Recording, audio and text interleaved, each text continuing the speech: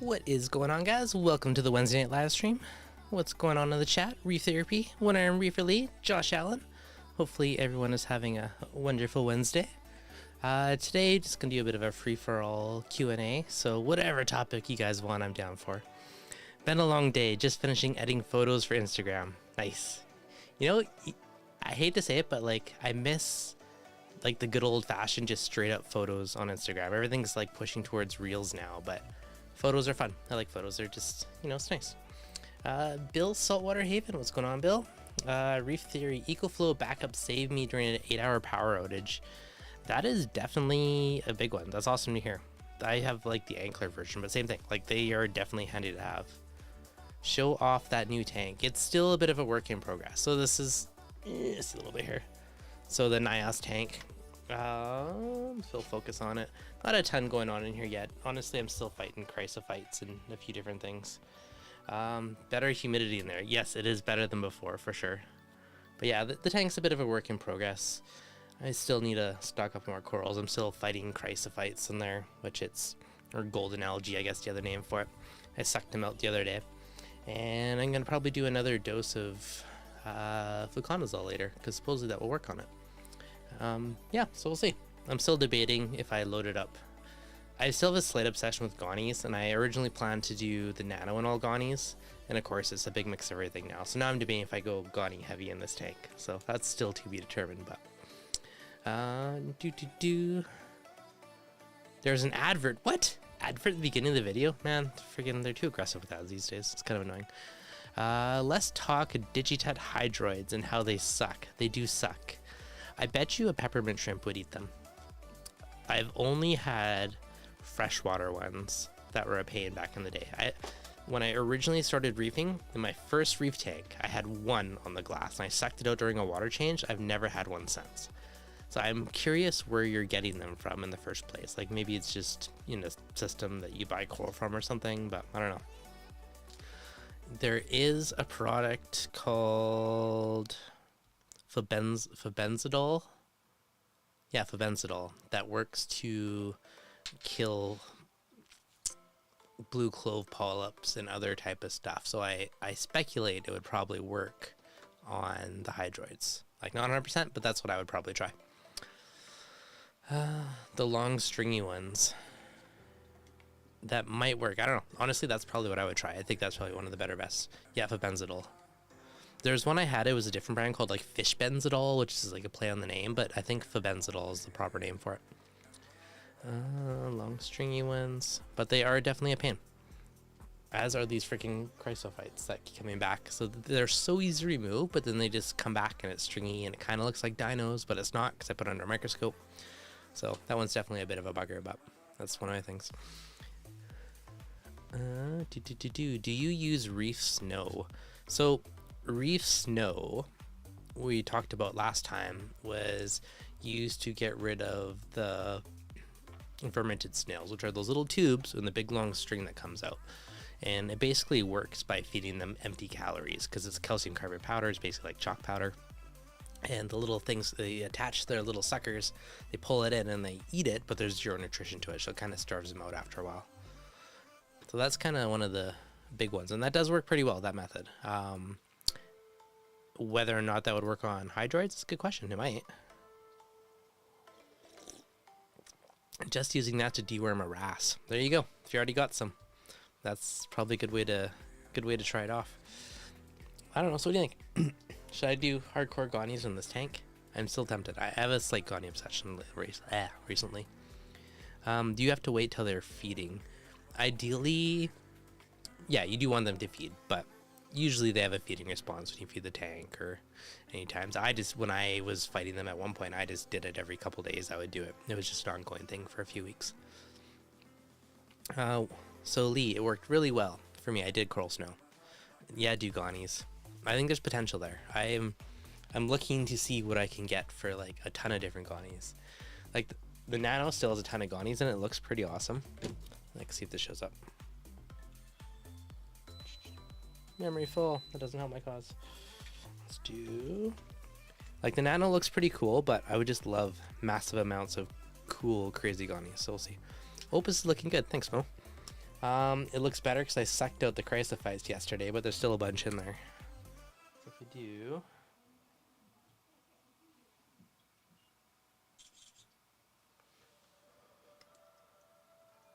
Getting a bunch of reflections, but the nano has a bunch of gonies and other stuff in there, and it's looking pretty cool if that shows up. It's too washed out. But yeah, it's looking pretty good. I'm still tempted now that the tank's not really going through ugly stages anymore. I'm still debating if I take it to my work office or not. Might be kind of fun, but don't know if I want to deal with the water changes there. But it'd be really cool. Really cool to have one. I know a lot of the office guys would be all over it, which would be pretty fun. So yeah, actually I'm curious for you guys, how does the audio sound right now? I've done lots of acoustic stuff in this room to improve it, and just curious how it sounds on your guys' end, so let me know. It's definitely quiet in here for me, which is pretty cool. Audio mute sounds good. Awesome. Appreciate it. So yeah, the whole back wall behind me, the whole roof, all the stuff is completely covered now. And this stuff stops reflections, it stops echoes, so I'm super stoked for that. I was pretty happy. Crab Dan Hunter, how's it going? How's it going, Mo? Yeah, so if you guys got any specific reefing questions or stuff you want to dig into, let me know. It's a bit of a free-for-all today, so I'm down for whatever you guys want to dig into. For a little low on the volume. Okay, let me boost here. There, I just made it a little hotter. So how's that sound? I can still boost it more if you want. Let's try this while we're at it. Okay, so channels.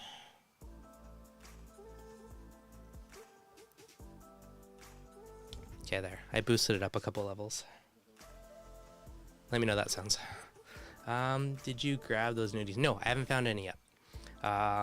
So no nudies yet. I would still like some at some point. I did, however, get motivated, and I did use a bunch of F-Aptasia on both my nano and this tank to get rid of a bunch of Aptasia.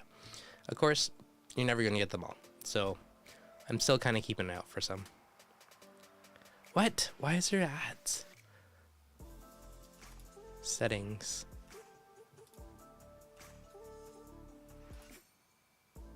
I put it on the lowest setting possible for ads, but YouTube is still crazy with it.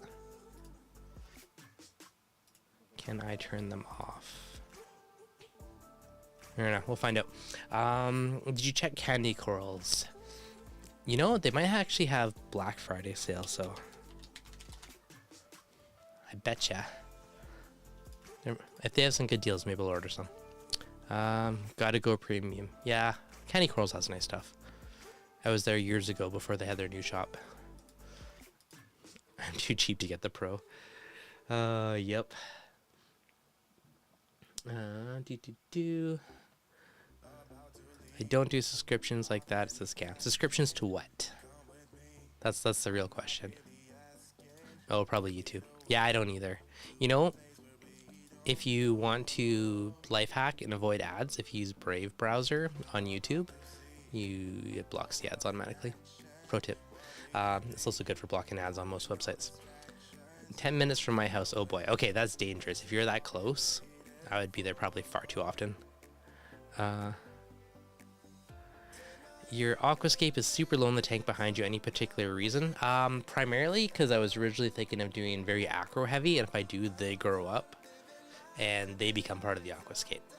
When I did my original tank, like my original shallow reef tank, my aquascape was, 2/3 or more off the tank, and it didn't leave a lot of room for coral growth. Like if you look at my water box tank now, like it is, there's corals that tall in the tank, so they need room to grow. So if I stick acro heavy, eventually I'll appreciate that headroom in here.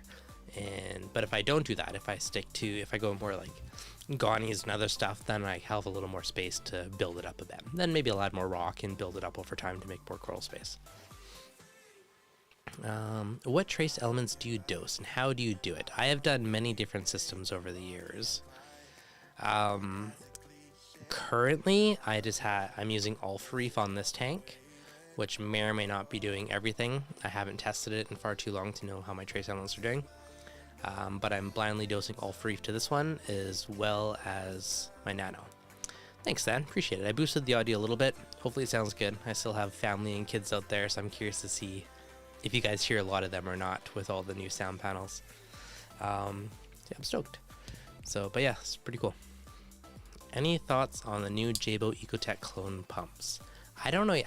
The jury's still up for me. I'm kind of curious to see what other people think long term. I still prefer like the legit ones because they have there's like awesome support. If there's ever an issue, they'll fix it.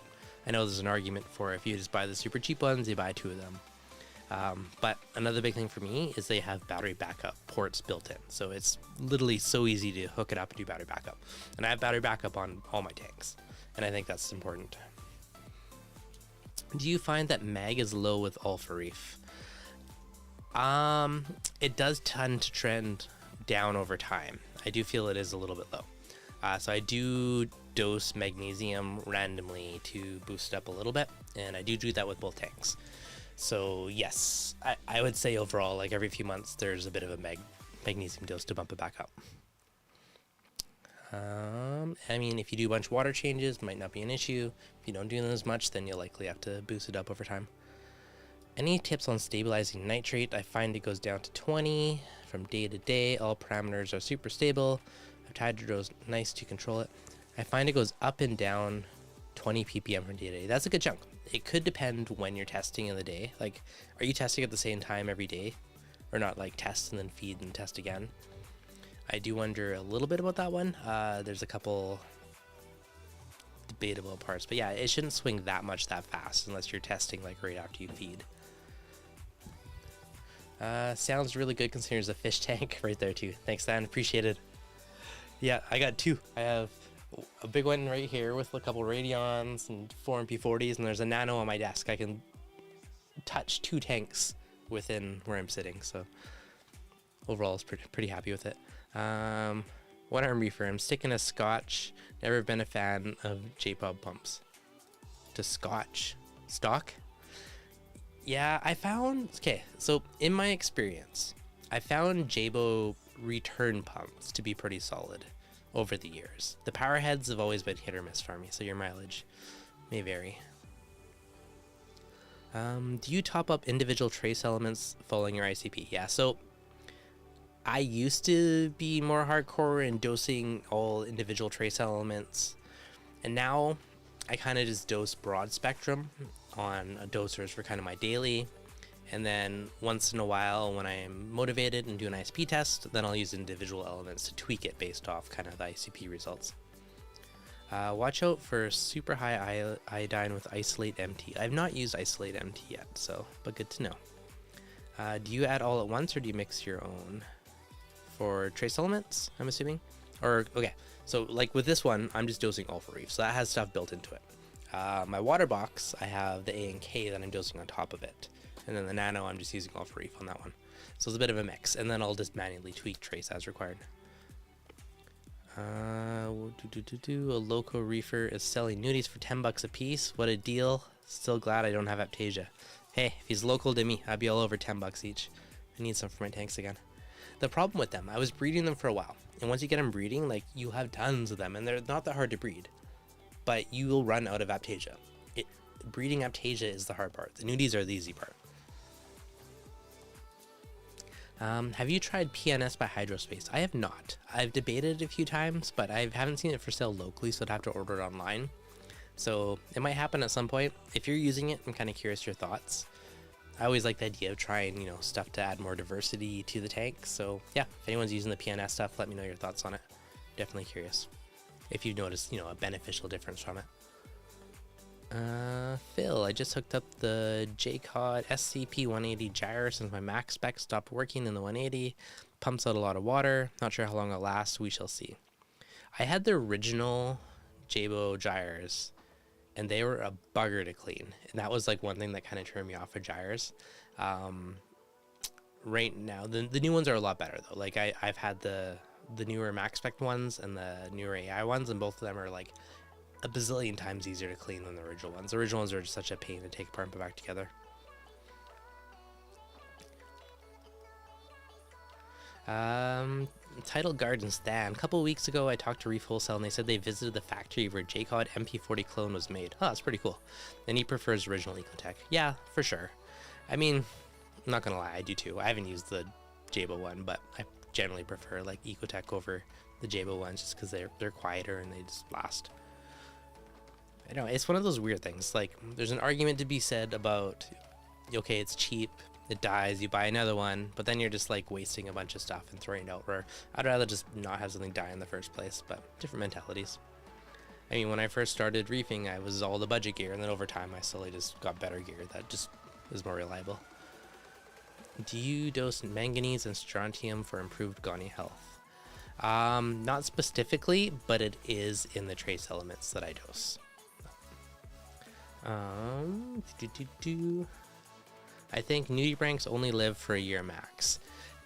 Yeah, they do, but if there's Aptasia, they're fairly prolific breeders, so if you add, you know, say 5 or 10 to your tank, within a month there'll be eggs in your tank, and you'll see these little spiral of eggs, and then, you know, a month later they hatch, and you won't see them because they're like a pinhead. They're super tiny, and they will start going through your tank, and eventually when they start growing up also, you'll see there'll be tons of them. So as long as there's a food source, they will, you know, the circle of life, they'll keep breeding and producing more and more and more. But the problem is that's a lot of mouths to feed, and you will run out of Aptasia. I had a container just of Aptasia that I was breeding, and then I had one for the nudies, and I was just like, you know, taking one out and feeding them Aptasia to kind of keep them going every couple days. But at some point, somehow, one of the nudies got into my Aptasia container and just decimated them, and then I was like, oh, I'm out of food source now, so they kind of faded after that. But my nudies last about 3 months and starved, and Aptasia came back. Yeah, that's a tricky one. I'm using PNS, make homegrown, and the corals seem to be loving it. Very cool. Smells bad since it's sulfur base. Haven't noticed anything different from dosing it. LG Barn sells it, and you can get a free shipping. Good to know. My MP40s are 6 years old and still going great. Oh, I still have one of my original MP40s from my... They're probably pushing, like, some of these guys. They are, what, probably about 8 years old now, and they're still going strong. I have 2 sets of wet sides, so there's one big thing. I love that I can just pop it out and just swap the wet side. And then my pump's down for like 30 seconds. And then I just throw the old ones into a thing of citric acid, you know, let them soak for a couple hours, give them a little scrub with a brush, throw them on the shelf for later. And it's such a good way to do it. Yeah, and I'm still running my original 2 or 3 that I bought like 8 years ago, so in my opinion, they last a long time. Alex, what is your experience for getting rid of Bryopsis? I dosed Reflux a few days ago and haven't seen much of a change. It takes a couple weeks. So after about 2 to 3 weeks, it will start to go away. I find, yeah, it's not instant, but it will slowly start to fade, and it should lighten up, and then it will die off, and it'll just turn like lighter over time. Copper band feels like a must. Yeah, this makes me sad. I bought a copper band, and he was doing amazing, had him eating, and my yellow tang harassed him to death. So if I get one again, I'm gonna have to get rid of my yellow tang. So that was depressing, because he was, you know, eating, he's doing phenomenal, but he just kept harassing him, which sucked. So, yep, so that was depressing. Thinking about getting Aptasia eating foul fish, rethinking that because of Aptasia eating corals. They definitely can. I've seen some tanks where Aptasia eating foul fish, they survived, you know, they didn't touch any corals, they did phenomenal, you know, but it depends what you keep in the tank. And I've seen some where they've just decimated corals out of nowhere. So it can definitely happen. Send him to Tang jail. Yeah, I don't know. Like, I almost feel like he just needs to go to a new home. Just because he's aggressive. Any new fish, it doesn't matter. He's just aggressive. He's just a jerk to it. Like, the fish that are already initiated, they're fine. Anything new, he'll just harass. So he might be, I don't know. It's either I just don't add more fish, or he gets, I don't know. I don't know if I sump him for a month or something. I don't know. It's hard to say.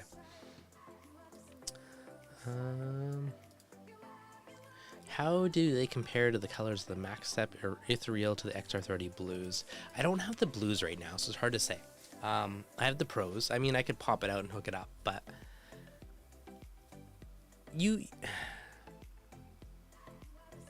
can get some pretty nice colors out of both lights. I still feel like Radions overall are kind of the winners, because I find you have more color rendition. Like, there's more of a spectrum of different channels.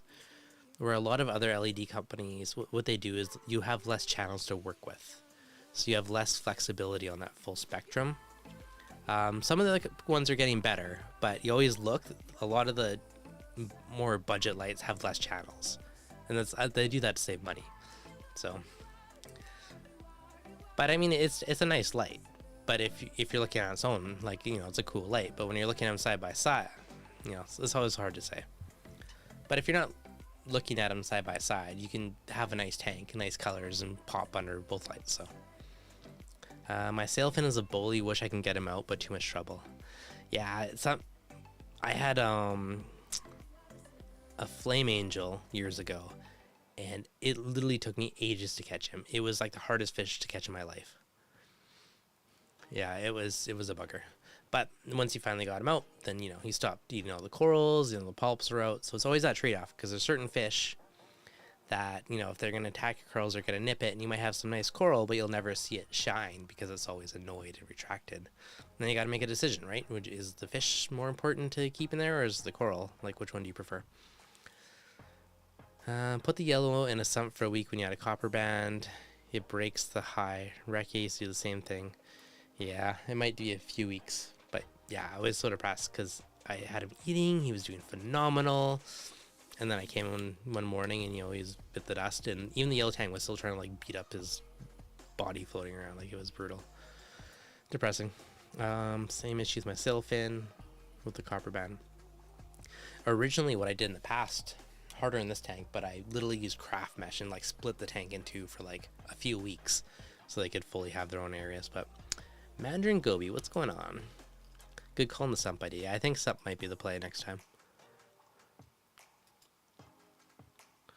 I did my own cable for a gyre. Just buy any 3-way cable, cut the original and the other. Yeah, if you know how to solder, I mean, you could even use wire crimpers.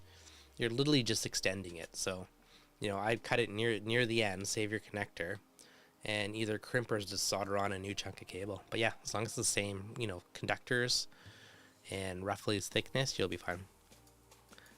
Well, the new one, yeah. So, I mean, if you know how to solder, which is not hard, people are afraid of it. It's really easy, you know, just have a soldering gun, you heat it up, twist your wires, you know, preheat up the wires and touch or solder it. You'll flow through it. You know, heat shrink it ideally. It's not too hard to do, a lot of the stuff. Like, a lot of people are afraid of this DIY, but it's not that hard. And it saves you a fortune.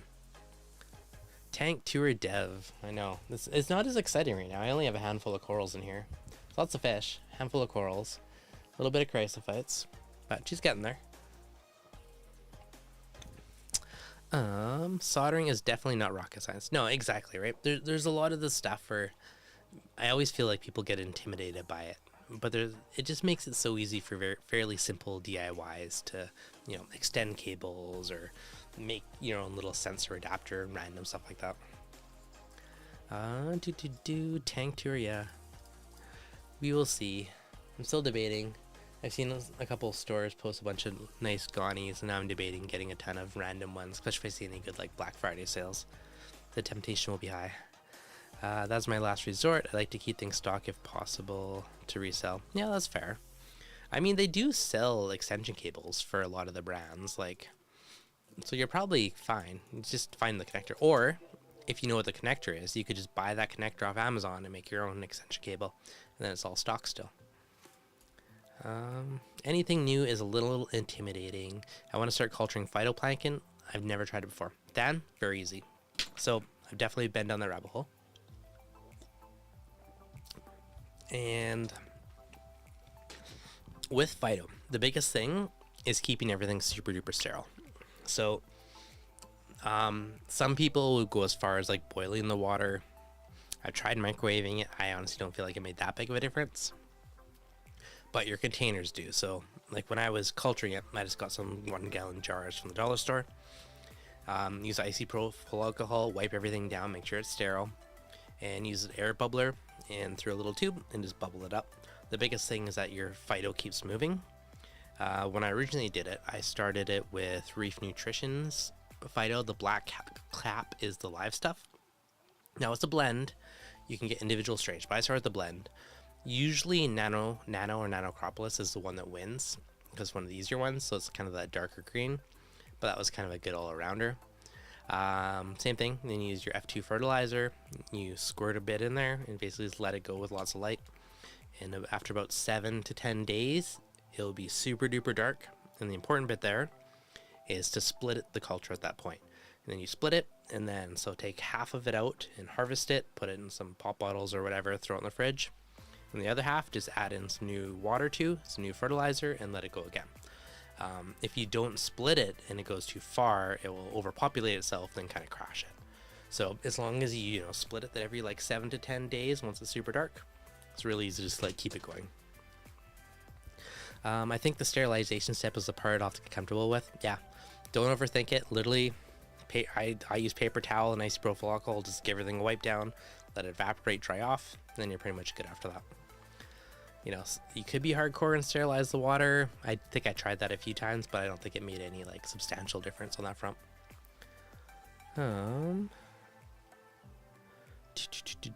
Nano cube tank with a sump.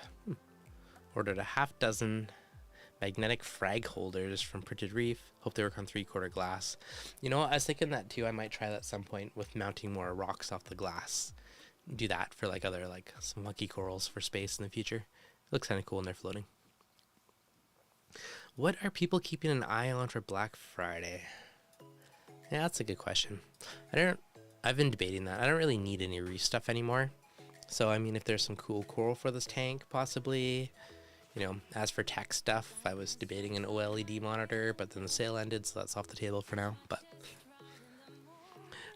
you call it pop, not soda. You must be close to me. Buffalo, New York. I am in British Columbia, Canada, on the west coast. Dan, you do know a guy that sells coral.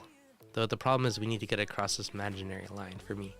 But for everyone else is watching, Dan's probably going to have some good sales. Dan, you have some sweet Black Friday sales coming up? Probably.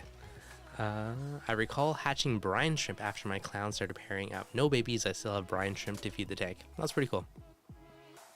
I used to have a jellyfish tank, and when I had that, you'd feed them brine shrimp all the time, so it was like a weekly thing of hatching them. So if you guys ever are going to go down the brine shrimp rabbit hole, there's a hatcher from a company called Hobby that's like a black circle with just a little hole in the middle, and it's basically like a little gauntlet that they have to swim through, which makes them naturally separate from the shells.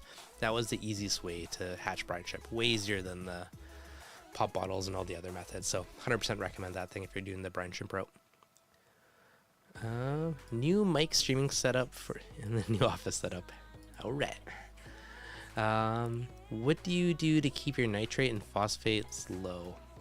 I tend to have high nitrates and phosphates, so I'm usually not the one that's keeping them super low. I have the battle with trying to lower them a lot of the time. Whole month of sales. All right, I love it. Dan, I wish we were closer. I'm jealous of all you guys that have the opportunity to get all that wicked stuff. I know a guy with many large colonies, but he does not want to do shows. I need an amazeball Ghani. I need cool Ghanis too. Audio is the craziest rabbit hole to go down. It is. You don't even want to know.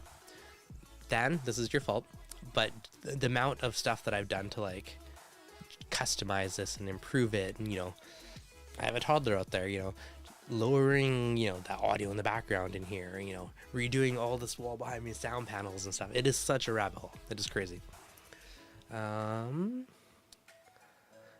Phosphate E destroys phosphate. How much do you dose of it? I'm kind of curious. Like, I have it on a doser on my tank at like 2 or 3 mils a day. Such nice walls. Thank you. That was last weekend's project. One thing I'm super stoked for is there's a door there that I completely blended in.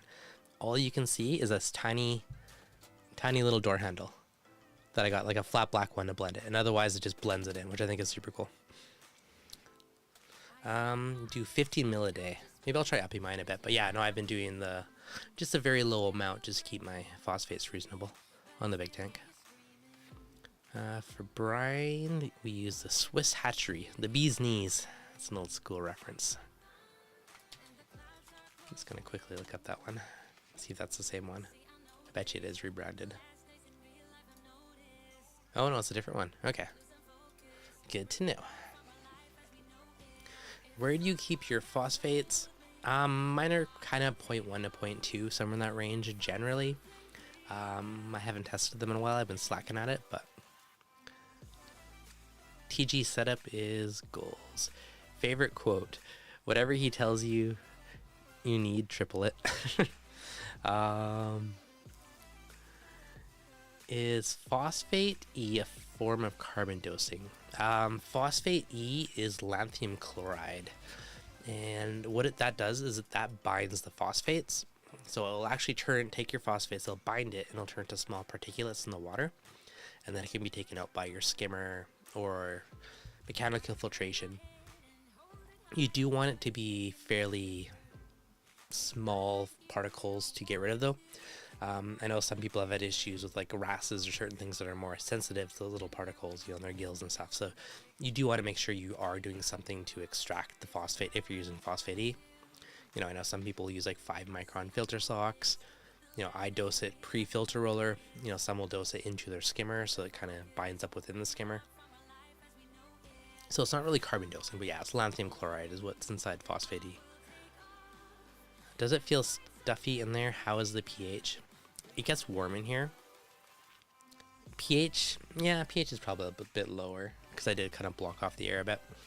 I do have an air exchanger for the house that's on the other side of that wall, so I might be able to tap into it, but again, I don't want like a noise hole coming in, so I'll probably have to do it on like a different wall or something if I do tap into it. But it does get toasty in this small room with all the fish tanks and stuff running. Come on, everyone, hit that like button. I agree. Thanks, Lee. Definitely hit that like button if you're enjoying it. After half a dozen 25-ish% water change last month, I've got phosphate down to 0.12, nitrate 64. What was it before all those water changes? What do you find to be more accurate, Hana calcium checker or Saltwater calcium test? I find the Hana calcium checker to be a pain in the butt, and I find it expensive. So I have one, but I rarely use it. So I would probably go for Saltwater for a chunk of it, to be honest. But I like for Hana. I do like Hana for alkalinity and phosphate. Those two are like the key ones that I think everyone should have. It is also useful for other ones, like if you're going to quarantine fish and use copper. The copper one I think is also very good there, because I find almost every other copper test to be a pain to read those extremely subtle changes in blue. So it's nice to have that like straight up number that you get off the Hana. Mandarin Goby, can you use white lights with blue lights, and what corals will glory in that light intensity? You can absolutely use white and blue light together. Yeah, it actually will look better using both. The white will bring out more colors, the blue will bring out more pop. Trident works really well. It does work really well. Alex, I run a dehumidifier constantly, 4 tanks running in my house. Yeah, that can definitely be an issue. The air exchanger was a big one actually, because that did help reduce humidity within the house. Last year I did run one in my office kind of at nighttime, which maybe I'll do again. Just run on low, just keep it low. Like it's probably sitting around like 50% humidity in here. Let's see where we're at right now. We are currently at, yeah, it's about 55%, so it's a little on the humid side. If I like crack the window or the doors, then it's fine, but when it's all shut. Now I did get, they're not on the tank, but I did get these evaporation covers made with the lid, so when I can pop them on, then it will stop as much evaporation from my tank, which will help lower the humidity in here. I kind of did it just when it's all closed up for winter. It will probably be more beneficial to have that. Seems like Aquaforce Bio S and NP Pro along with Nopox, and it has done pretty well. Before water changes, phosphate was 0.13 and nitrate was off Red Sea's charts. Okay, wait, over 70. So it's 0.13 and you're only down to 0.12 after half a dozen 25% water changes.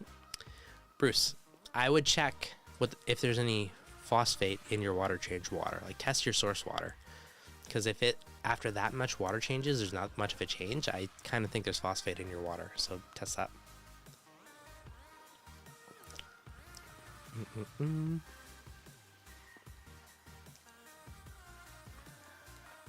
Lots of leathers look better with white or light. I mean, it depends on the corals. Like, there's like if you look at like a blue stag, it looks beautiful under white lights.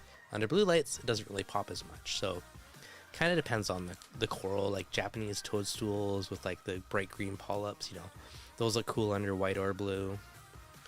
It really depends on the color of the coral. Like certain ones, I like the best of both worlds. So I have my schedule whiter part of the day and I have a bluer part of the day. And you just appreciate different things at different times. I gotta run some carbon pads set on top of my skimmer to help the skimmate smell. I think I got some dank phyto. You can try putting some kalkwasser in your skimmer cup. That will actually help reduce some of the smell. That's a good little like life hack to try out. So it's worth a shot for that one.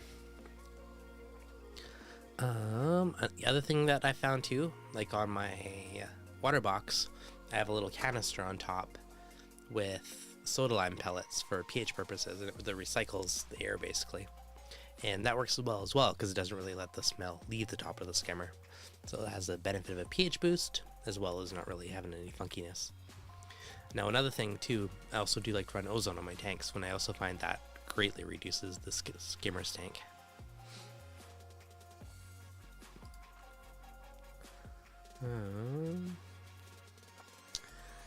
Alex, I'm in South Texas on the Gulf of the coast of Mexico. Not much winter here. The evaporation lids are a must.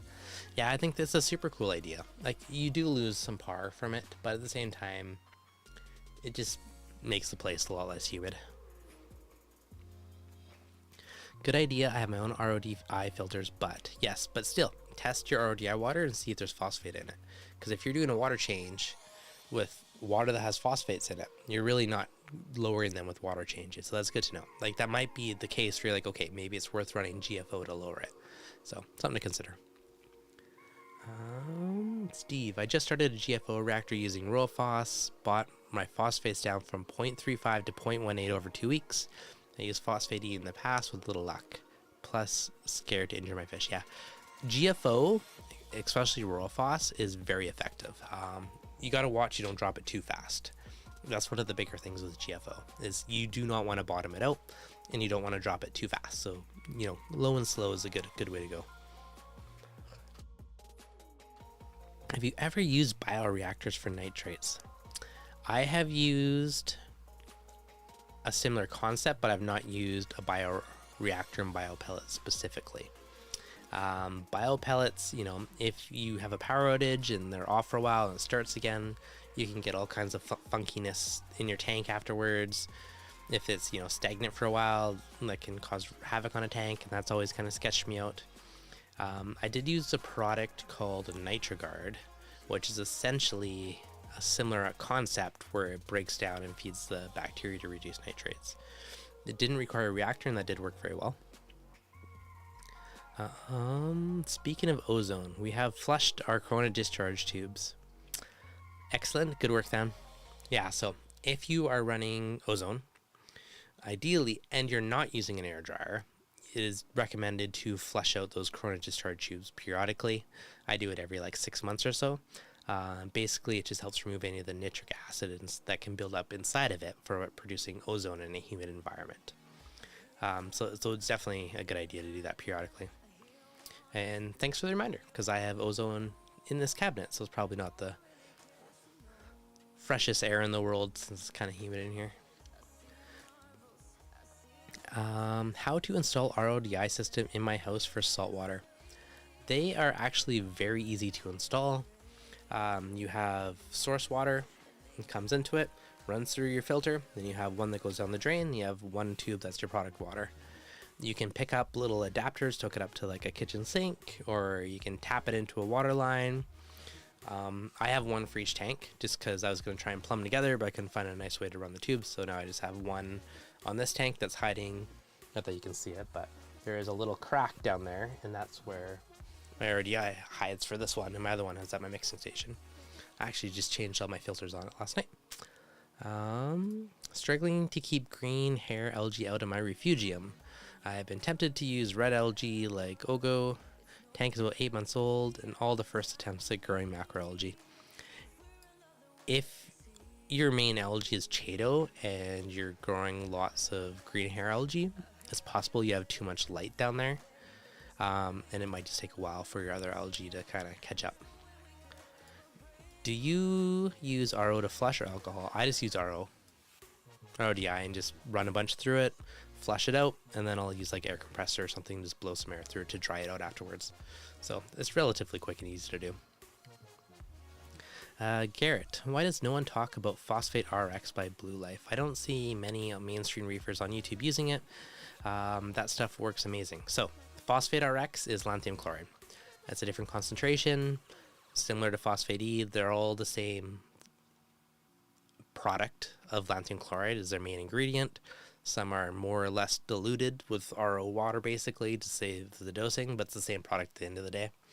I have not personally used it. I know Mark Levinson, Me Loves Reef, he uses it quite a bit. Pretty sure that's his go-to. Can you use Flux RX for bubble algae? I have not tried, but possibly. So Reflux, aka fluconazole, primarily is marketed towards bryopsis, and it is really the best way to get rid of bryopsis. It will work on other algae. Like I've used it for hair algae at a double dose. So, if it tells you to use, 5 pills, use 10 pills. And after 2 or 3 weeks, your hair algae will dissolve. Now, it will go away. That doesn't necessarily mean it will fix the issue if you have something causing it, but it will make it go away. So, if your tank's overrun, physically remove as much as you possibly can and then do that dose. Now, I actually dosed some a week or two ago because I was reading and talking to Mac about it. And he was saying that it can work on chrysophytes. Now I sucked out a bunch of them manually yesterday. I just did a little 1 bucket water change, and I'm gonna do something of that tonight. So thanks for the reminder. I bet you bubble algae. It might work at a high enough dose. Okay, Phil, Reefkeeper. Brightwell Razor worked for bubble algae. Just did my Aquaforest tank about 1.5 months ago. No more bubble algae. There you go. Might be an easier solution. Brightwell Razor. Phil, what's the secret for chrysophytes? Hopefully the fluconazole works. We're gonna try it again. I'm gonna do a dose tonight.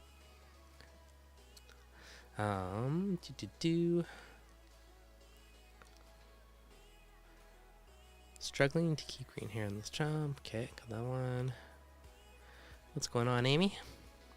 All right, what else you guys got for questions today? Razor is rough on SPS. I would agree.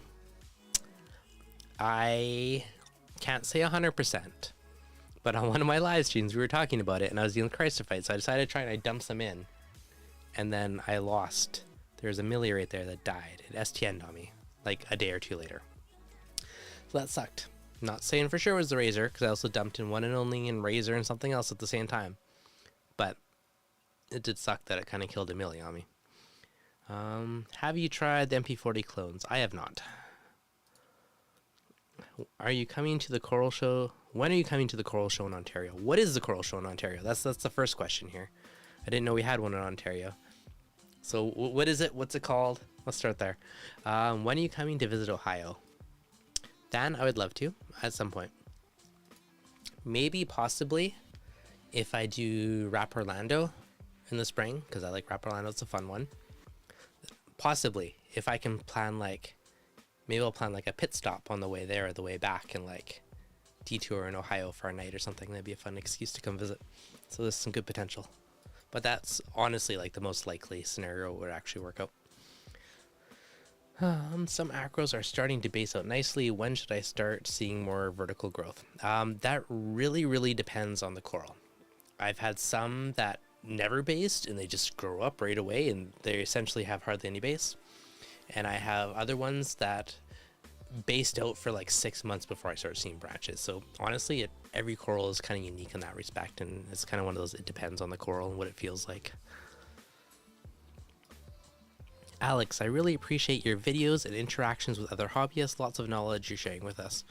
Glad it helps, Alex. Thank you. Appreciate it.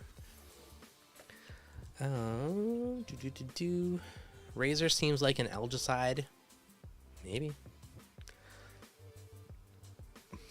Canadian reefers collaborate in Cambridge, Ontario. Niagara Coral Show, Niagara. So I've been to the Niagara show. I was actually a speaker at it many years ago. Pre-pandemic crazy times, I was a guest at that one. But I'll have to look at the other show. I haven't heard of the Cambridge one. Have you messed around with ammonium bicarbonate dosing? I have not. Not one I've played with yet. Are you going to restock in Denver? Don't know on that one. Okay, Phil. It's not an algicide. It's a chemical listed as a polymer. At least that's what it says in the bottle. Fair. Is Refugium supposed to lower phosphates? Refugium does wonders for my nitrates, but does not do anything for phosphates, which is why I use Phosphate RX. It really depends. Depends on what algae you're growing. So, Chaeto is the most common thing people use in Refugium. It will lower nitrates and phosphates. You can use a turf scrubber again. It will lower them both as well.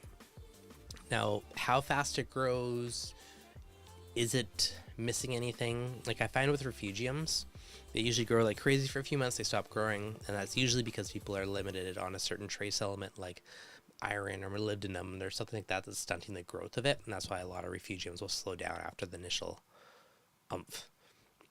So I find you do need to dose those trace elements for the algae that's growing in order for it to keep up its momentum. Now, it also depends on how much light you're feeding. If you're feeding it more light, more horsepower, more duration, it's going to help push out more growth to suck down those nutrients more. So you could have, a smaller Refugium with like a more intense light, or you could have a bigger Refugium with a lower light and, get similar results. There's a lot of those it depends kind of variables with those. Dan, I think my favorite coral show to attend is Reef Sock Denver. See, I haven't been to that one, so maybe I'll have to do that one day. Sturgis Reef, just like the other ones, said it was an algicide and then just totally cracked down. Yeah, you never know. Okay, Steve, currently dosing Red Sea Foundation, Elk, Calcium, and Mag. Considering going with the Red Sea 4-part for trace elements, but I'm a bit cautious to fix something that isn't broken. If you do it, Steve, just start dosing at about a half a dose. So, if it tells you to dose, 10 mils, dose 5. Just start very low and slow with it. Are there any ever good reef shows in Miami? Good question. I do not know. All right, you're really selling restock, then. Maybe I'll check it out. I'm doing at least a couple shows next year, just because it's been a while. When it says proprietary, I always really squint. That's most products. A lot of these like niche products are like that. And it does suck. More transparency would 100% be nice. So hopefully more companies get on board with that. I mean, they just do it because they don't want people to just copy the recipe, which is probably, something common with some water and a few other things mixed together, and then they just don't tell you what it is. I just bought a grafted Digi at a recent coral swap. The red polyps are starting to close only where it touches the green. Do green and red digitata fight if they're not truly grafted? That's a good question. Yeah, depends if they're just glued together or they're actually growing together. Because lots of people try and get them to graft, but really they're just two things touching that are growing together.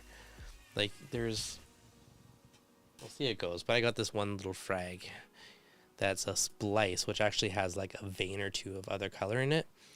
Not that you can see it, but that little guy right there is a splice. So it has it's mainly green, super bright green, but has a little vein of red in it. So I'm hoping something cool comes out eventually.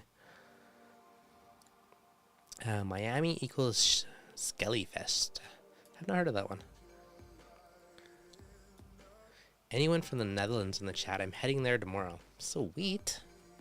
Vivarium show for this weekend. You're going to the Netherlands for a Vivarium show, Than? That is hardcore. I love it. Let me know how it is. Send me cool pictures of the thing. Really fun. Phil, Dev, when I had chrysophytes, I used Vibrant. That was before knowing it's an algicide. It did work, though.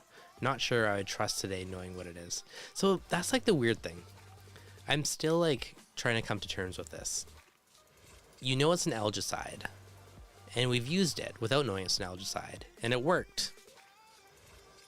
So do we hate on it because they lied on the label, or do we accept the fact that they lied but it still worked? So I don't know.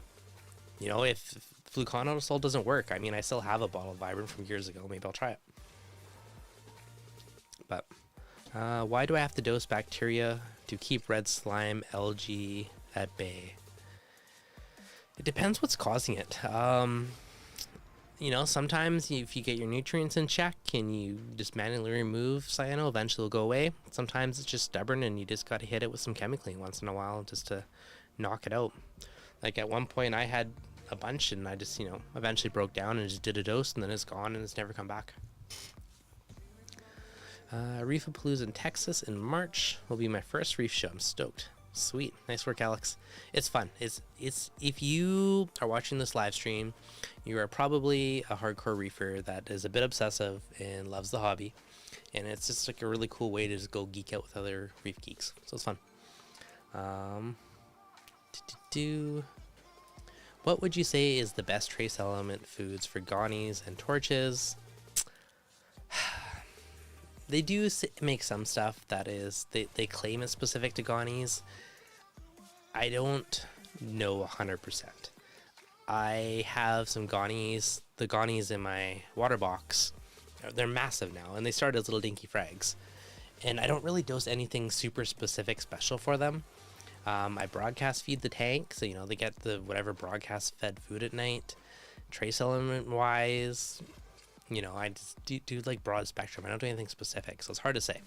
I honestly feel that some gonnies, if they're, you know, aquaculture or maricultured, you know, they're brought in, you know, some of them just aren't as hardy, and there's other ones where they've been tank raised and it's hardier. Like even my nano, I have a ton of different gonnies in here. Let's try taking another photo. And, you know, a couple of them bit the dust on me and the rest of them are perfectly fine. Why did those couple bite the dust? Like, is it just that strain wasn't as hardy? But get rid of these reflections.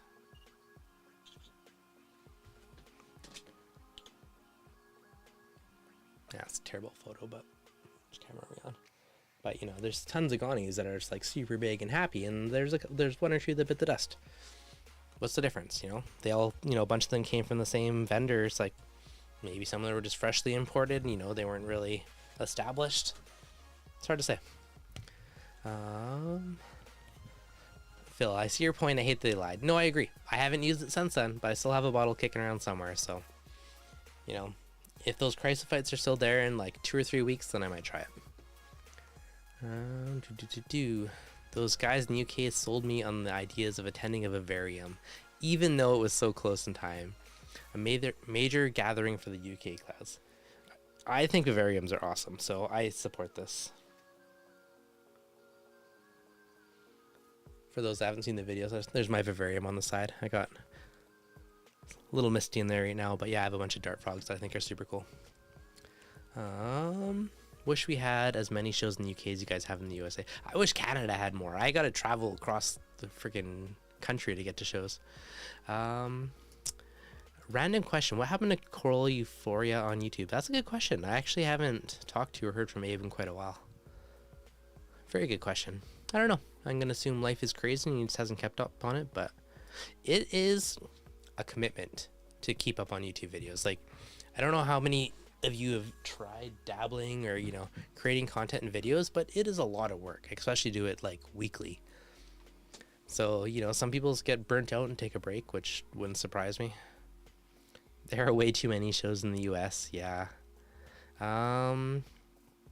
Richard Colombo, have you ever had Walt Disney? Have you gotten it to turn red?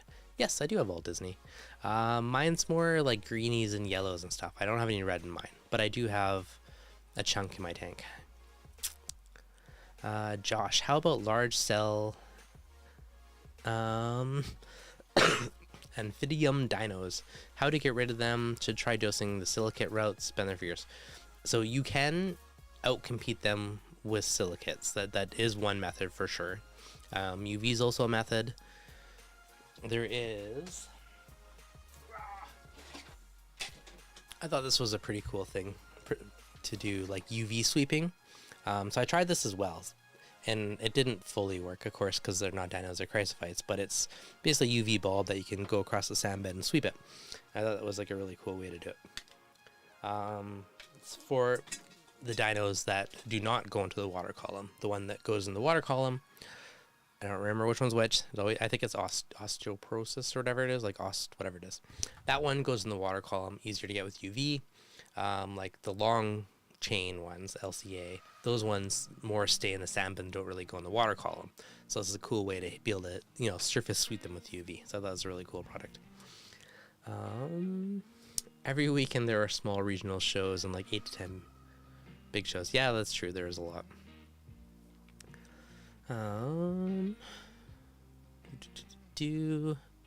Macna was really good for business to business. Yeah, it's too bad it faded off. Might come back in the future. Who knows? Everyone was trying to relocate. Vibrant will kill your fuge. Something to be mindful. Yes, it will. Name of the vivarium show. A mix of fresh salt and other stuff. Love the dart frog. Always wanted some Pac-Man frogs. Yeah, they're pretty cool. How's it going? How's the main tank? Hey, Claudius Reef Taylor. The main tank is doing really well, actually. It's like 4.5 years old, and it's at this point now where I probably neglect it more than I should. And, it just kind of coasts. Like, it's mature, it's stable, versus my Nias tank beside me where I'm still dealing with, like, the uglies and, chrysophytes and all this other stuff. Where, like, the other tank and it's just happy. Like, even my Nano is finally starting to get over all, like, the uglies. Like, it had its own batch of, uglies and dinos and different stuff in it. And now it's some cyano at one point. Now it's starting to look good again. It's just, part of the paying your dues to the tank. That's the only, like, I'd say crappy thing about for a new reefer starting is, like, you're gonna run into the uglies. You're gonna run into these little hurdles, and it's having that bit of dedication to, like, stick through it and get past it. Then eventually, you get to that sweet spot where the issues are few and far between.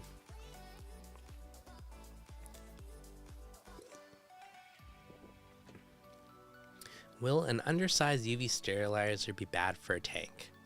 It won't be bad. It's just what will it do for you? Are you wasting money on electricity? It's not going to hurt your tank. There's no downside to that. It'll probably help with water clarity, and it will probably help with some algae. It probably won't do anything for parasites, but it will still help. Yeah, so will an undersized UV 57 watt for 150 gallon? That's fine, to be honest. I have a 57 watt on my 180 200 gallon tank. This one I have like a little 11 or 12 watt little like DIY dinky one I made for like 20 bucks in the sump. I tried UV, it did not work. Yeah, so it depends on the type of dinos. I did a live stream about dinos probably a year ago now with Jason Mack. He lives in the UK. Super knowledgeable guy on dinos. And we went through and talked about, how to deal with different types of ones. But I would go back and watch that one. A big thing with dinos, though, is knowing what type you have. And for that, you want, ideally, to have a microscope. So you can get it on there, look at the cell structure, and know exactly what it is. Richard, your Walt Disney has a reddish orange to the base. Yeah, I got bits of orange, little bits of like yellows and greens, but no reds in mine at least. Sturgis Reef, what's your current 3D printer? I see Prusa's released a new one, which looks like the bamboo. I have a bamboo, X1 Carbon or X1C. I think it's awesome. I actually bought it last Black Friday a year ago when it was on sale. It's been phenomenal. It's one of those ones that just works. Like, there's very rarely a print failure. Before that, I had like the cheap China DIY kit, which I upgraded a bazillion times, and it worked awesome for a while, and then it would have an issue, and it'd be a pain in the butt for a while, and then it'd work, and then it'd be a pain in the butt. Where this one just works, but you pay more for that. But at the point where, I have like, toddler and all the stuff now, like I don't have time to dink around with it and fix it, so just working was a big selling point. So been super happy with it. It works very well. Okay, there was a question. Stocking ideas for a 5-gallon tank. What fish and invertebrates for a 5-gallon? Okay, for that I would, you could look at something like the little Hector scobies or some of those little tiny guys. Not cheap, but cool fish. A flaming prawn goby. They have the craziest fins. They're like this big. They're so tiny, but they're very elusive. So in a small tank, you might actually see it. I had one in a 20-gallon, and I hardly ever saw it. It seemed like once a week. It was like a special occasion. You could also go the route and do something like rock flowers and do a bunch of sexy shrimp. Like that's a really cool way to do a tank as well. But yeah, like small inverts like that, like pom-pom crabs, like all those type of guys are like really cool for smaller tanks. Or if you want, you know, super low maintenance, like you want to keep it fairly light on the fish. Obviously in 5-gallon, there is stuff like a yellow clown goby, like those guys are kind of cool. They're super tiny.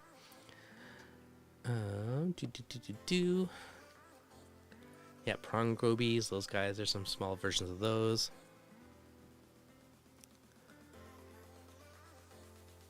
You know what? There's a bunch of dino questions.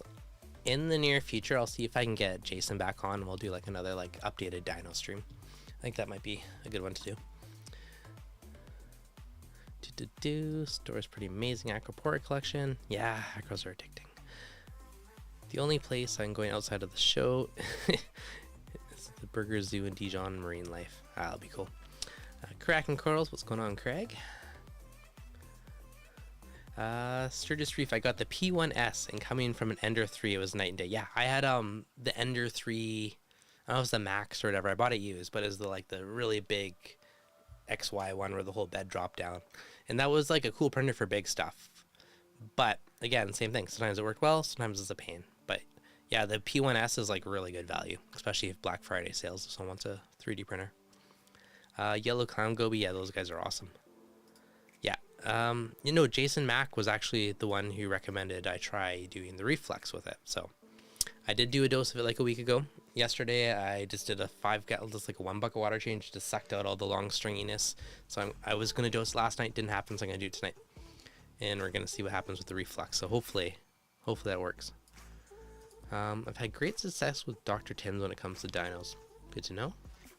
Banggai Cardinals don't move around much. I feel like 5 gallons is too small for a Banggai, but you're correct. Mine sits in the one back corner. You can kind of vaguely, here, if I go to the screen, vaguely see him. He's like right there. But yeah, he just stays in his one corner. They don't move much, but I still feel like they get a little bit too big for a 5-gallon. Then we had some struggles with dinos briefly in the greenhouse. Ozone and UV helped a lot. There you go. Try those.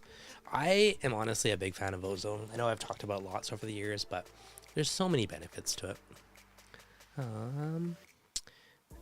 Kraken corals. If you add hydrogen peroxide, will ozone be generated with your interaction? Yes, it does. Ryan, thank you for the $4.99 super chat, buddy. Much appreciated. Definitely appreciated. Thank you, sir. So yes, you can dose hydrogen peroxide, and it's kind of like liquid ozone-ish in a way.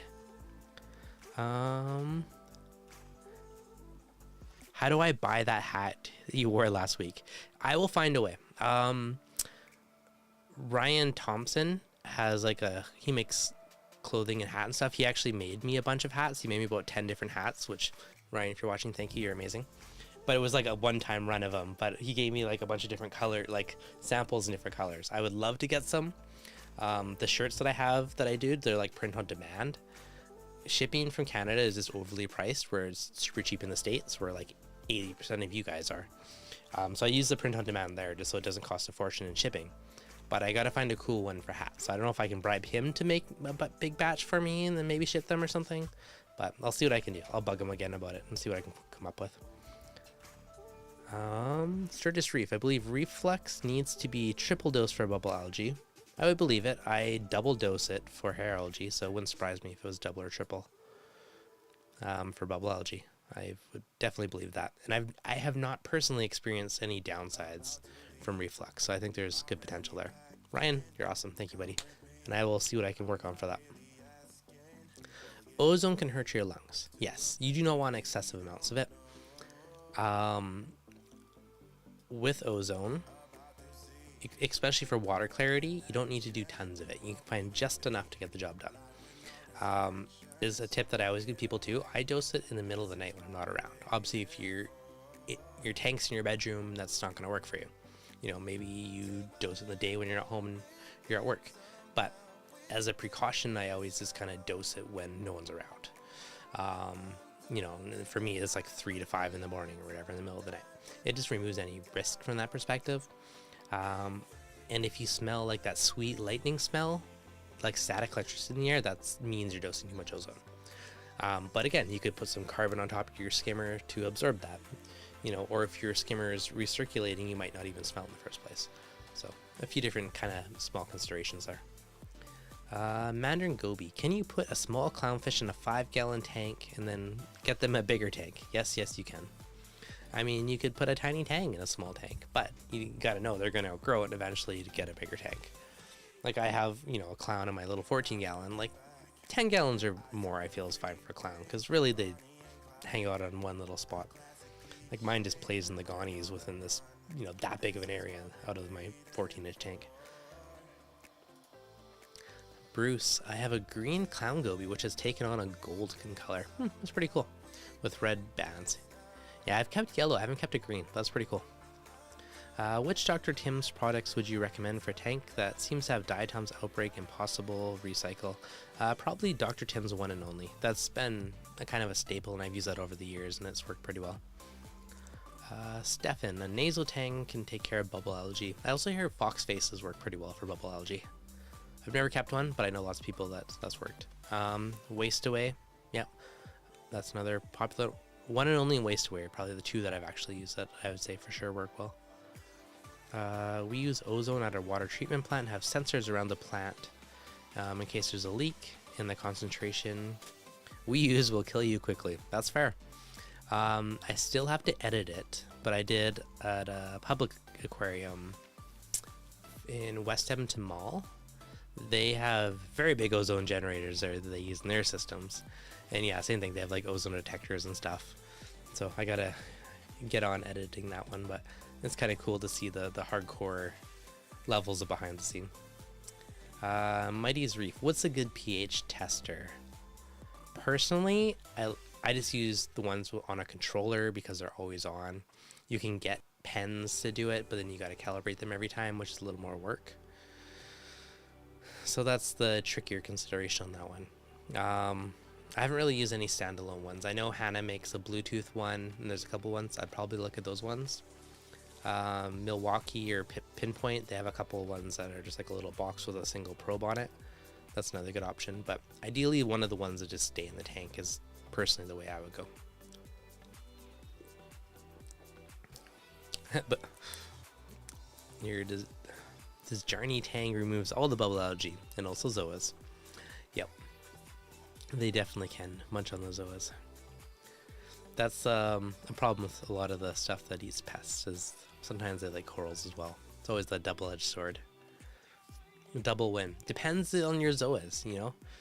I have zoas I love and I have zoas I don't like, so those green minty ones, I wish that they never enter my tank. But then I got other ones like, you know, Utter Chaos, which I think look amazing, and I'm happy because there's like probably hundreds of them in my tank and they look awesome. So yeah, all depends on your tank and your corals and what you like or don't like. You know, I have tons in my little nano too, like the little scrambled eggs are like bright yellow, like it's a nice pop of color. Of course, he only mows down the expensive ones. Exactly, right? That's usually how it works. Overly priced and grows slow must be delicious. All right, what else? As always, if I missed your question, please do ask again. Or just tag me in it, and then I'll make sure I hit it up. But yeah, if you got any other burning questions, fire away. Dun-dun-dun. So hopefully everyone's having a wonderful midweek Wednesday. I know, so how about you guys? Any stuff in the list for Black Friday sales? Any like hot reefing gear that you're after? Or tank stuff that you're keeping an eye out to see if it goes on sale cheap? I mean, if I see salt on sale, I'm probably going to stock up on it because you can never have enough salt. Any good tips for fragging zoas and keeping them on a frag plug? All right, so zoas generally, ideally, if they're on a rock or something you can cut, I will use bone cutters and try and keep them already attached to that surface. If you can do that, it's really easy to glue them and kind of keep them happy. If they're on something that you can't cut, you can use a razor blade or tweezers and peel them up, but then it becomes a bit trickier to glue them. Usually I'll use very thick super glue, like a gel, and put it on, put them on, make sure they're not upside down, so make sure the heads can actually open, and put them on. Now, the other key there is I usually will use like a couple drops of water on it and leave them outside the tank for a few minutes, because the water will activate the super glue and get it to solidify. If you put them in too quick, it might detach from it. Another tip too, if you're trying to put them on frag plugs, is don't use dry frag plugs. Throw them in the water and let them soak for a while so they're not like powdery, so the super glue actually bonds to that better. Those are two kind of things that makes them stick a bit better. You can use super glue accelerators as well, but I usually use a couple drops of just tank water afterwards. It's Thursday now. Happy Thursday, Lee, in the UK. What's your favorite Instagram reefing accounts to follow? I don't know, I'll get back to you on that one. I usually just look for whoever has really pretty photos that are not all blue. Like I appreciate like good macro, like really nice photos, but I'll have to get back to that one. My Walt Disney tank is extremely fluffy and now only has minimal polyp extension. What could it be? It could be a pest, it could be a fish picking at it, it could be, a little like coral bug on the tank. Sometimes it's worth dipping it, sometimes it's worth keeping an eye out, see if there's a fish on it. It's tricky. It's something in there is bothering it. It's usually why that happens. The new Hydros Maven is my new want. Well, maybe it's a good sale. Claudius, I 3D printed an aquascape, designed my VR headset a while back. Nice, I did that too. Printed PETG. Please report that I had no negative effects. That's awesome. Yeah, no, I did similar thing. Way back in the day, I made a really cool one out of 3D, and then I, like in VR, then I printed it. It was really cool. In my Nias tank, I was actually had this idea where I was going to do like 3D printed Tonga-ish and apply like a Veroni style pattern that has those weird organic-y holes. And I was going to do this whole escape, but I couldn't get it to look perfectly right. I spent like hours playing in Blender trying to do it, and I couldn't get it quite how I wanted, so it didn't happen yet. But I think it's pretty cool to build like 3D print and make your own rock structures. You can get crazy, make different designs and stuff.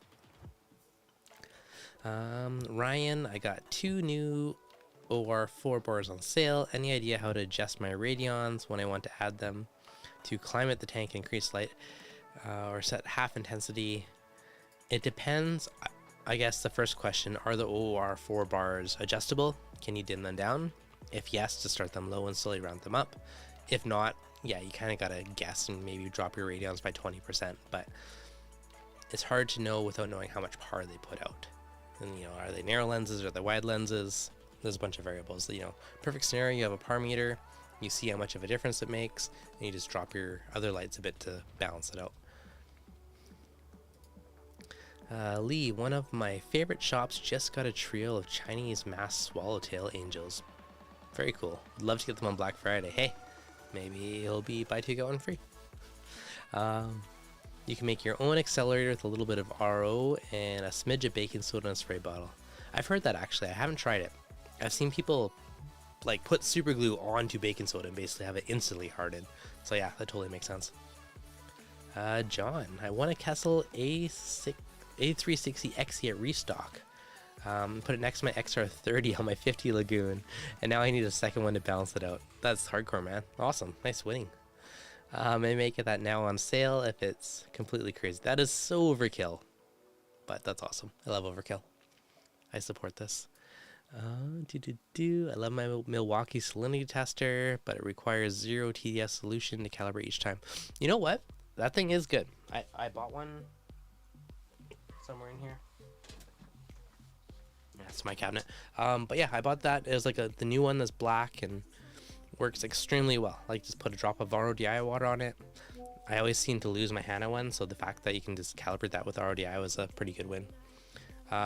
Use distilled water. Yeah, you can grocery store buy a gallon of it for a couple bucks, and you got a lifetime of calibration. Jerome, had way too much flow and my tenuous polyps weren't extending. Interesting. Yeah, if they're too heavily blasted. I know the coral that was next to my MP60s was getting too much flow and was not happy, but everything else a bit further was perfectly fine. I mean, it could also be not enough flow too, right? So there is a lot of potential variables that could affect it. But yeah, RO or distilled, either one should work to calibrate it. Okay, Reefy 2, replace 4MP40s with Jabo ones. Out of curiosity, why would you replace them? Why would you replace like the premium one with the cheaper one? Like if you're on a budget and that's all you can do, makes sense. But if you already have like sweet ones, I don't get it. I'm curious to know your rationale though, because personally, I think that the legit ones are get quieter, you get replacement parts, and they have built-in battery backup and better control. So I'm curious of your rationale. Regular water from the store for Milwaukee. Yeah, there you go, easy peasy. Ouch! 1,400 pounds for the trio. Yeah, that's not up there. That's definitely up there.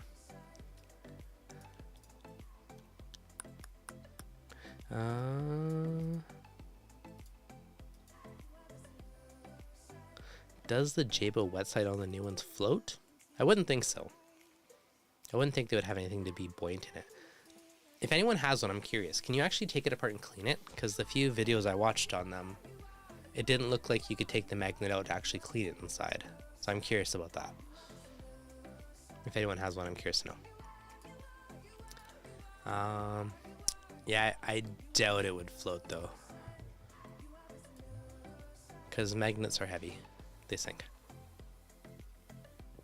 Would have to have like a big air pocket in it or something in order to be buoyant enough to float. Thanks for the chat. Have a good night. You as well, Stefan. Thanks for hanging out. I have a 3-inch tang inside an SR60 AIO. At what point is he too big for the tank? I've had him since he's less than an inch.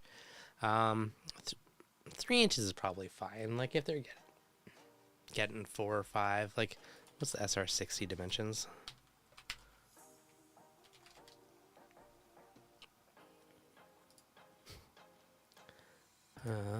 Miss Jake Adams. Yeah, he was a good guy. SR60. Sorry, I'm just rechecking that dimensions.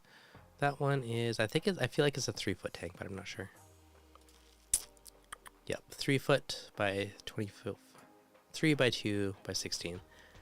Yeah, I mean 3 inches is probably fine if he's getting 4 inches plus. Like a big thing with tangs too is they need swimming space. So, even a shallower tank, I feel as long as you have the length, like they're pretty active fish. I don't have one, but yeah, you can take them apart. All right, good to know. Yeah, because when I saw that you couldn't, because that was always my worry. Like, how do you take it apart and clean in the magnet? Because eventually stuff's going to get in there. Like, I've taken mine apart. There's been, like, bristle worms or, like, brittle stars or all kinds of random stuff in there. How's your copepod culture going? I have not cultured copepods in a while, but I used to. If you culture Phyto, it is very easy because you basically just feed them Phyto. So, basically learn to culture Phyto, and then copepods are super duper easy. What was your first fish tank ever? That's going way back. When I was a younger kid, I remember we had, like, middle school probably. I remember we had, I'm going to guess, 40 to 60 gallon freshwater fish tank. And all kinds of weird creatures. And one story I remember, I had all these little freshwater crabs in there. And I remember coming home from school one day, and one was running across the floor, like the entranceway. And this is like across the house. I was like, what the heck? And the little punks would climb up the airline and like climb out and like bust out of the tank and go off there and like run around the floor of the house, which is kind of crazy. So I still remember that one. I don't even remember how old I was. Probably like, I don't know if it was elementary school or middle school, but that was probably my first tank. So I had that, and then like years later, I kind of got back into freshwater tanks, and that was a rabbit hole. I was like super deep down the planted tank route. I had tons of them, of course start with a small one, you go bigger and bigger and bigger. And then I was really into aquascaping for a while, so I had all different themed freshwater tanks. I had like some 60-80, like Fluval, this like Osaka with like bent glass, like super pretty tank. And then I had tons of nano-ish, I'm gonna say 30 gallons and under, which were planted shrimp tanks. So I was really hardcore into breeding like the shrimp for a while, like the Neo Cardina, I think they're called. And then like the crystal shrimp, like the little black and white and red and white stripy guys. So I was really hardcore in breeding those for a while. And then I got into saltwater, and that kind of stole my attention. And I'm all in the saltwater now. The journey of fish tanks. If I had to count them all, it's been a lot of tanks over the years, though. Probably, I don't know, probably like 15 to 20 tanks if I include fresh and salt. Steve, I'm thinking of getting an Achilles tang for my S1000. Will it survive quarantine procedure? A 2.5 copper for 3 weeks in quarantine and a 40-gallon tank.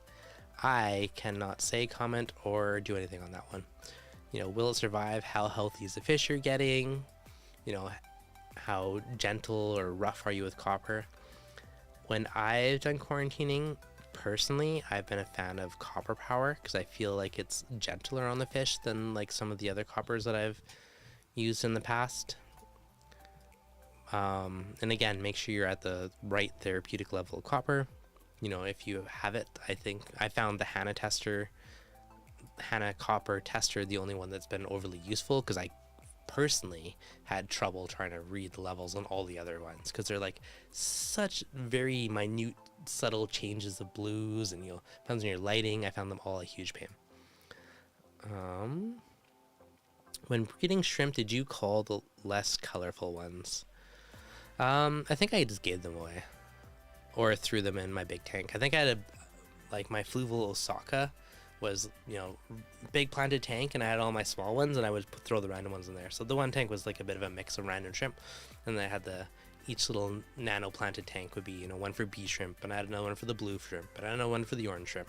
So I had a bunch, and it was half an excuses for me to do more fun, cool aquascapes.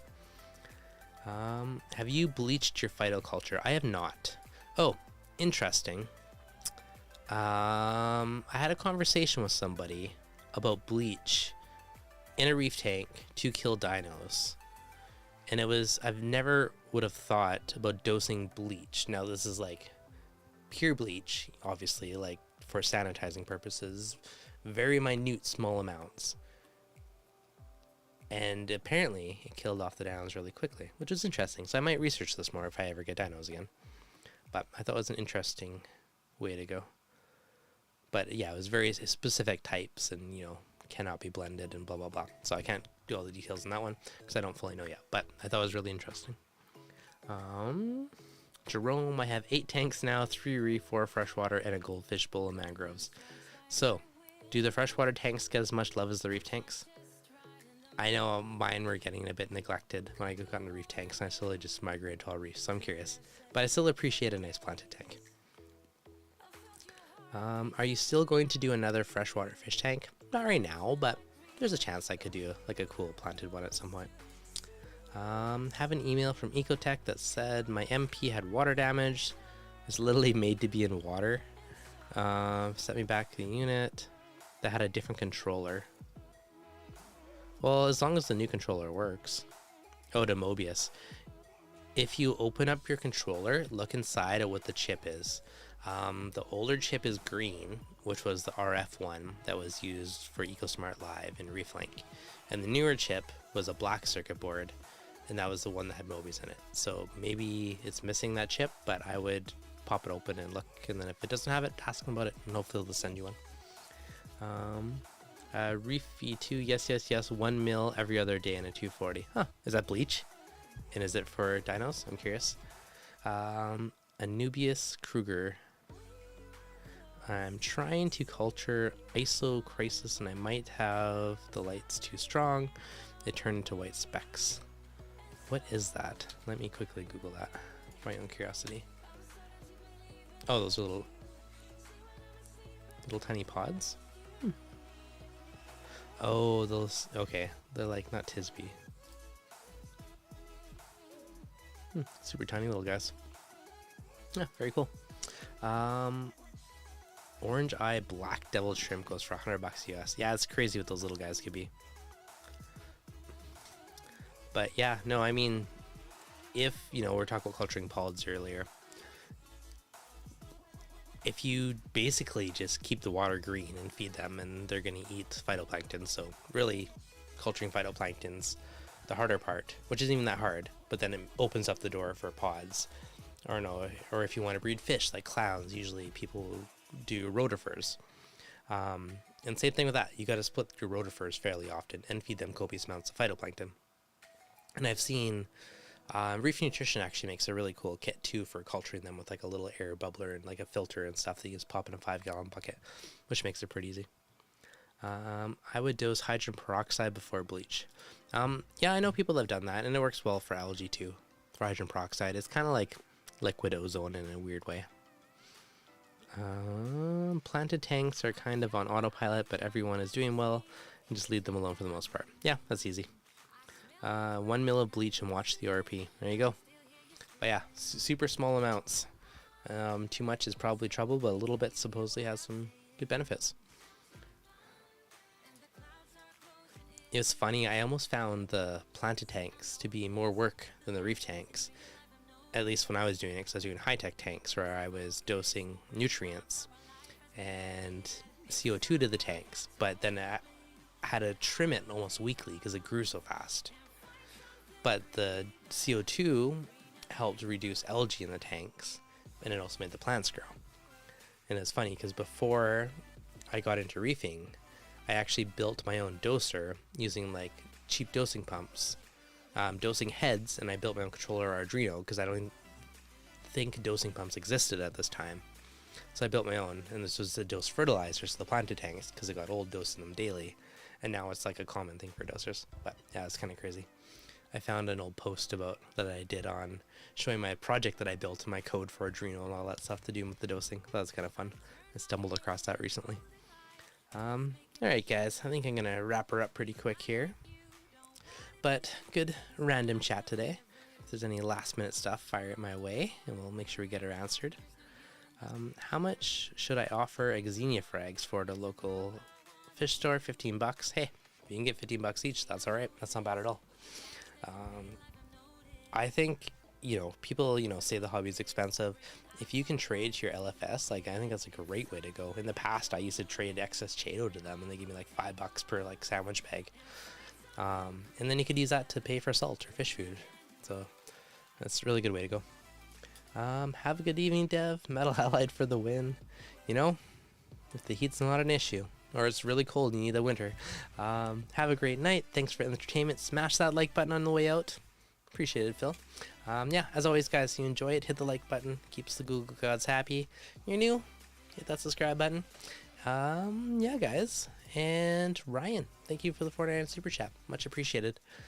All right, guys, everyone have a wonderful night, and I will catch you guys next week's live stream. Cheers.